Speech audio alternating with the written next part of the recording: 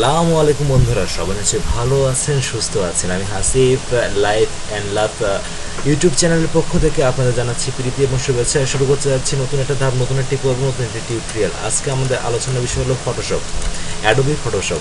আমরা যারা ফটোশপ অর্থাৎ ছবির কাজ করতে পারি বা ছবির গ্রাফিক্সের কাজ যেগুলো করতে পারি, সেগুলো মূলত এই ফটোশপ নিয়ে আমাদের প্রথম টিউটোরিয়ালে প্রথম পর্ব হলো আজ। এখন আমরা দেখব কিভাবে ফটোশপ নিয়ে কাজ করতে হয়। তার আগে আমরা ফটোশপ সম্পর্কে একটু বিস্তারিত পরিচিতি জেনে আসি। ফটোশপ এখন বর্তমানে যেটা খুবই রানিং অবস্থায়, অর্থাৎ যেটার উপর সবাই আগ্রহী, সেটা হলো ফটোশপ CS6 বা দেখা যাচ্ছে CS6 ফটোশপ। অ্যাডোবি ফটোশপ এর প্রোগ্রামিং ক্যাপাসিটি, প্রোগ্রামিং স্টাইল পুরোপুরি আলাদা। বর্তমানে আমরা যে ফটোশপের কাজ আপনাদের দেখাবো সেটা হলো ফটোশপ 8.0। এখন দেখা যাচ্ছে আমরা CS6 এর কাজও করতে পারি, ফটোশপ 8.0 কাজও করতে পারি। আমরা মূলত আজকে বেসিক পড়ব, বেসিক জিনিসগুলো আপনাদের সুন্দরভাবে শেখাবো, বেসিক জিনিসগুলো সুন্দরভাবে জানাবো। তো আমি এখানে ফটোশপ 8.0 অন করলাম, ভার্সনটা হলো 8.0 ফটোশপ। তো দেখতে পাচ্ছি আমাদের সম্মুখে একটি নতুন প্রোগ্রাম ওপেন হলো। এটা হলো অ্যাডোবি ফটোশপ 8.0।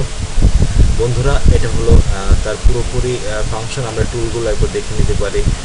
টুলগুলো হলো, এটা হলো রেগুলেশন টুল, মুভ টুল, তারপর আপনার ম্যাজিক টুল, তারপর আপনার যে টুল, ক্রপ টুল, হ্যাঁ। তো এভরিথিং মানে সবগুলো আছে। এটা হলো লিখার, অর্থাৎ ফটোশপের উপর কাজ করে লিখতে যে টুল দেওয়া হয়, পেন, সবগুলো আপনারা বিস্তারিত দেখতে পাচ্ছেন। আগে পুরোপুরি এই সেকশনটা আপনি দেখি, এটা ফাইলের মধ্যে আছে new, open, browse, open as, হ্যাঁ। তো দেখা যাচ্ছে অ্যাক্সেসে এক্সিস্ট, অর্থাৎ বের হয়ে যাওয়ার জন্য। ওকে, তারপর আছে, তারপরে অপশন এগুলো যখন আপনি ছবি নিয়ে আসবেন, ফটো নিয়ে আসবেন, তখন এগুলো হবে, হ্যাঁ। তো কালার আছে, বিভিন্ন ফিল্টারের মধ্যে অনেক কাজ আছে। তো আজকে আপনাদের প্রথম বেসিক যে ইনফরমেশনগুলো, সেই ইনফরমেশনগুলো আমি আপনাদেরকে দেখাবো, জাস্ট বেসিকগুলো, যে কীভাবে ছবিতে কাজ করতে হয়। তারপরে এটা হলো পার্ট 1। আপনাদের নেক্সট ধারাবাহিক পর্বগুলো আমরা ধারাবাহিকভাবে সাজাবো, ঠিক আছে। তো এটা আমি কিভাবে ছবি আনতে পারি, ছবি আনার বিভিন্ন ধাপ বা কৌশল আছে। মূলত ছবি আনতে হলে আপনাকে প্রধানত এটার মধ্যে ডাবল ক্লিক করতে হবে। ক্লিক করার পরে যে কোনো আপনি একটা ছবি আনতে পারেন। যে কোনো ছবি আনবো কীভাবে, মনে করেন আমার কম্পিউটারের মধ্যে গিয়ে আমি যে কোনো একটা ছবি আনবো, যে কোনো ছবি, অর্থাৎ মানে যেটার ভিতরে আমি ছবি রাখছি। তো পিকচারের মধ্যে যাও, পিকচারের মধ্যে গিয়ে তো আমি একটা ছবি আনলাম। ছবিটা হলো, মনে করেন সাপোজ এই ছবিটা আনলাম আমি। আপনি দেখতে পাচ্ছেন অলরেডি আমার ছবিটার উপর কাজ করা আছে, ঠিক আছে। এই ছবিটার উপর কাজ করছি। এই ছবিটা কীভাবে কাজ করছি, এই ছবিটা থেকে নিয়ে। তো মূলত একটা ছবি যখন থাকে তখন ব্যাকগ্রাউন্ড চেঞ্জ করা থাকে না, দেখা যাচ্ছে আপনার মনে করেন ব্যাকগ্রাউন্ড চেঞ্জ করতে হয় এবং ছবি দেখা যাচ্ছে খারাপ হয় বা লাইট কম থেকে লাইট কম, বেশি থেকে এগুলো দিতে হয়।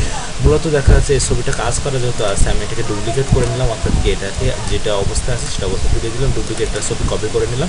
কপি করার পরে আজকে আমরা কীভাবে ব্যাকগ্রাউন্ড চেঞ্জ করবো সেই বিষয়টা দেখবো। তার আগে ছবিটা হলে একটা যে কোনো মাপে কাটতে হবে, অর্থাৎ কি সুন্দরভাবে ক্রপ করতে হবে। আর সবচেয়ে বড়ো কথা হলো আমার এটা হলো ক্রপ টুল, অর্থাৎ কীভাবে কাটবেন। আমি মনে করেন যে ছবির একটা মাপ আছে, যেমন পাসপোর্ট সাইজের মাপ হলো 1.5 × 1.9, রেগুলেশন থাকবে 300। তো আপনি ছবিটা সেইভাবে কাটতে পারেন। ছবিটা কাটার জন্য মনে করেন ঠিক অবস্থানে গিয়ে, ঠিক অবস্থানে যাওয়ার পরে আপনি মূলত এটাকে ছবিটা কাটলেন। দেখা যাচ্ছে এটা হলো একটা পাসপোর্ট পিপি সাইজ, পাসপোর্ট সাইজের ছবি হয়ে গেল। নেক্সট যেটা করণীয়, এই ছবির ব্যাকগ্রাউন্ড চেঞ্জ করতে হবে এবং ছবি দেখা যাচ্ছে একটু কালার হাইট বা দেখা যাচ্ছে যেখানে দাগ থাকবে দাগটা সুন্দরভাবে করে সেটা উঠাতে হবে। মূলত দেখা যাচ্ছে আজকে আমি যেহেতু ব্যাকগ্রাউন্ড চেঞ্জ করাটা শিখাবো, ব্যাকগ্রাউন্ড আপনি বিভিন্নভাবে বিভিন্ন উপায়ে চেঞ্জ করতে পারেন। যেহেতু আজকে আমি ব্যাকগ্রাউন্ডের উপরে যে এটা করতে যাচ্ছি, তো দেখেন আপনার ব্যাকগ্রাউন্ড চেঞ্জ করতে হলে আমরা সাধারণত এই পেন টুল, এই টুলটা না পেন টুলটা ইউজ করতে পারি। পেন টুলটা ইউজ করতে হলে আপনাকে এখান থেকে মানে পুরোপুরি যেভাবে আপনি করবেন, আপনি ছবিটা বড়ো করে নিতে পারেন। অলটা চেপে এবং মাউসের এটার উপরে ছবিটা বড়ো হয়ে যাবে। এই ব্যাকগ্রাউন্ড এখান থেকে আপনার মনে করেন এইভাবে এই অতিরিক্ত অংশটুকু আপনার কেটে দিতে হবে। কীভাবে, যে অতিরিক্ত অংশটুকু আপনাকে কেটে দিতে হবে। কীভাবে কাটতে হবে দেখাচ্ছি। এখানে মনে করেন একটা ছবি এখানে দিলাম, ঠিক আছে। এই ওয়ালটার চেপে এখানে ক্লিক করলে এটা কেটে যাবে, ঠিক আছে। তো দেখা যাচ্ছে এইভাবে ক্লিক করে কেটে দেবে। এভাবে আপনার মনে করেন ব্যাকগ্রাউন্ডটা এভাবে চেঞ্জ করতে, এবার পুরোটা এভাবে আপনি ঘুরে পুরো ব্যাকগ্রাউন্ডটা চেঞ্জ করতে পারেন। যেহেতু আমার ব্যাকগ্রাউন্ডটা চেঞ্জ করা আছে, আর যদি দেখা যাচ্ছে আপনার পিছনে যদি এক কালার কোনো ব্যাকগ্রাউন্ড থাকে, সেক্ষেত্রে আপনি কী করবেন, সেক্ষেত্রে এক কালার ব্যাকগ্রাউন্ড থাকলে ম্যাজিক টুলের ইউজ করতে পারবেন। অর্থাৎ কি এটা জাস্ট কালারের উপরে ক্লিক করে ছেড়ে দেবেন, দেখবেন যে অটোমেটিকলি আপনার চারিপাশে একটা মানে আপনার রেগুলেশন একটা এসে গেছে, এবং ব্যাক স্পেস চাপবেন, দেখবেন যে অটোমেটিকলি আপনার ব্যাকগ্রাউন্ড চেঞ্জ হয়ে যাচ্ছে। তো বন্ধুরা, জাস্ট আজ আমি ফটোশপের ব্যাকগ্রাউন্ড কীভাবে চেঞ্জ করতে হয় বা ফটোশপের উপরে কীভাবে হালকা স্তর দিয়ে কাজ করতে হয়, বেসিক ইনফরমেশনগুলো আপনাদের দিব। দুবার আগে সবচেয়ে বড়ো কথা হলো, মনে করেন ব্যাকগ্রাউন্ড চেঞ্জ করা হয়ে গেল, চেঞ্জ করা হওয়ার পরে আপনি ছবিতে কাজ করবেন। ছবিতে কাজ করতে গেলে আপনাকে Ctrl+Shift+I চাপতে হবে। Ctrl+Shift+I চাপার পরে দেখুন ছবির উপরে এর কাজটা করবে। তো সবচেয়ে বড়ো কথা, ছবির উপরে কাজ করতে গেলে এখানে ইমেজ আছে, দেখবেন ইমেজের পরে দেখা যাচ্ছে যেটা আছে লেভেলে ক্লিক করতে পারেন। মানে ছবির লেভেলটা কেমন হতে পারে, মানে লাইটটা কেমন হতে পারে, বাড়াতে পারেন, কমাতে পারেন, যেটা আপনার ভালো লাগে, যে লেভেলে আপনি রাখবেন।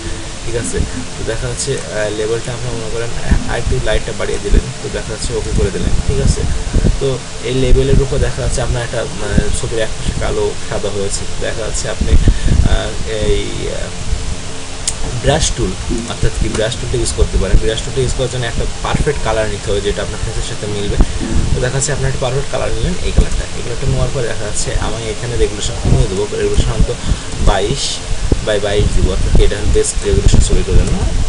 দেখা যাচ্ছে এবার পুরোপুরি যেখানে আছে আপনি সেখানে এটা করতে পারেন, যেটা এই কালারটা আপনি করতে পারেন, যে সমস্যা আছে এটা আপনি সরাতে পারেন, বা দেখা যাচ্ছে এখানে স্পট করে আছে, বা দেখা যাচ্ছে এখানে একটু ব্যতিক্রম আছে, আপনি ঠিক করতে পারেন। তো পুরোটাই দেখা যাচ্ছে কালারের উপর ডিপেন্ড করবে, বা দেখা যাচ্ছে আপনার সবসময় নাক, বা দেখা যাচ্ছে যেখানে বেস্ট কালারটা থাকবে সেটা থেকে নেবেন। তো দেখা যাচ্ছে এবার চুলটা যখন চেঞ্জ করবেন, বা চুলের রেগুলেশন যখন চেঞ্জ করবেন, তখন সবচেয়ে বড়ো কথা হলো আপনার মনে করেন এখান থেকে একটা কালার নিয়ে জাস্ট চুলের উপরে দিয়ে দেবেন, যেখানে রেগুলেশন বাড়িয়ে দেবেন, হয়ে যাবে। দেখা যাচ্ছে এটা হলো পারফেক্ট একটা ছবি করার বেসিক।